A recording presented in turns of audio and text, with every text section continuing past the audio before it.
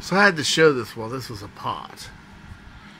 This is the 23 kilogram Ultra Match Firestrike. 23 kilograms. Number 13. 13th Ultra Match ever built. And as you can see, highly modified. Now that is padding. It hits with so much force that it actually does that inside the coupler. It's ZDS, of course, but it is more than just ZDS. It's ZDS-C. This was the original barrel. 5 1/4 inches that this blaster has. This was off of the very first Ultra Match Firestrike ever built. But you may notice something. Maybe you do. Kind of damaged, isn't it? Why?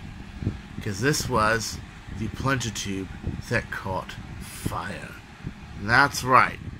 Actual fire. How did it happen? Well, one summer I was testing the Ultra Match, and it had a barrel assembly on it, of course. It was about this long on it.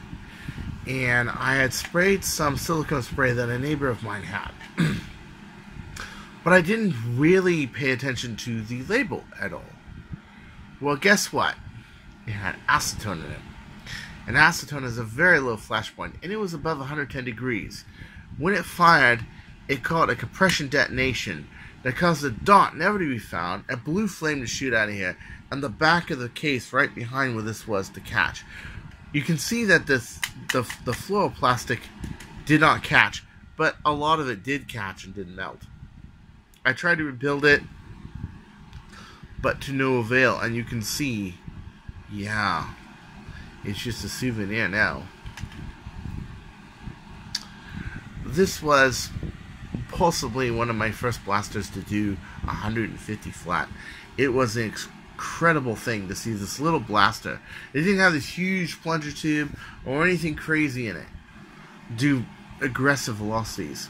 Now back to today.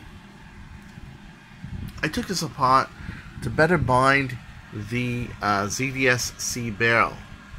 As you can see, it used to have a spring assembly around the outside, and that used to be 73 seconds. Now that is 9/16 going straight through. But what do we have here? Fiberglass. That's right, 4 layers of 1 ounce cloth. I'm sorry, 4 layers of 7.5 ounce cloth on each side, 7.5 ounces.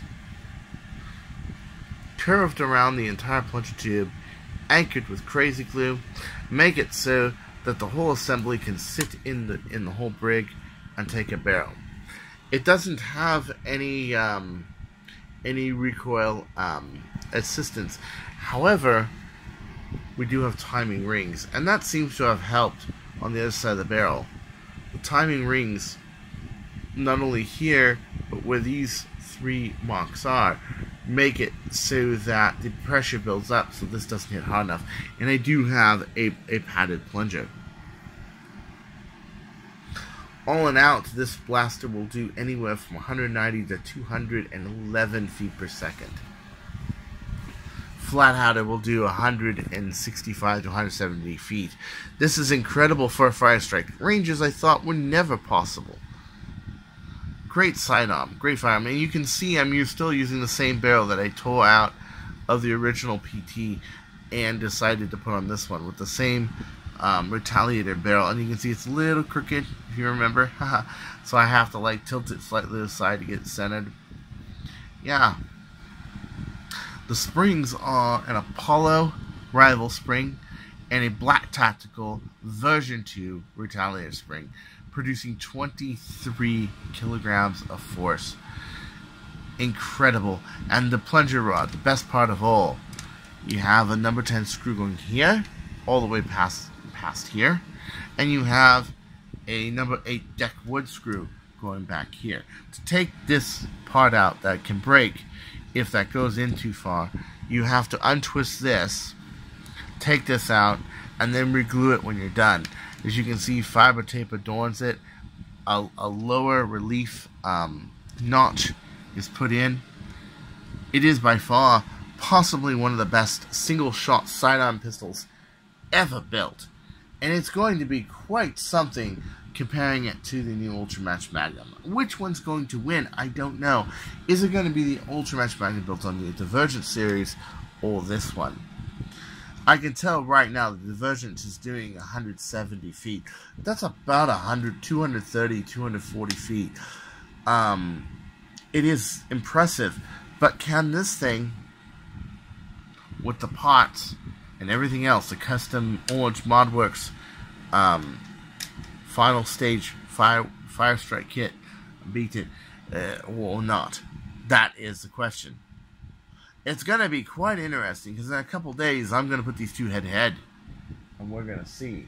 The two are going to have a date with Destiny, with purely wax barrels. We're going to see which one can outdo which one. So until then, friends, check you all later. Here's another picture of this. When this dries over here, this little bead of glue here dries, I'm going to turn this upside down and glue this bead right here. It's incredible I didn't do this before. I didn't think that epoxy fiberglass would make that much of a difference, but yes, it does.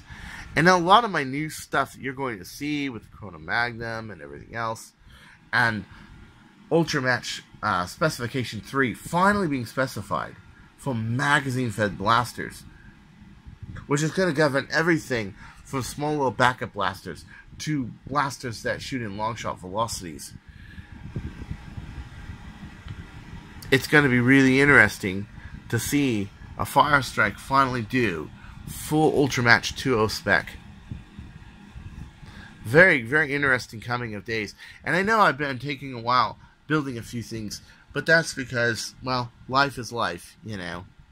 And I like to, when I do things, I like to do things the right way.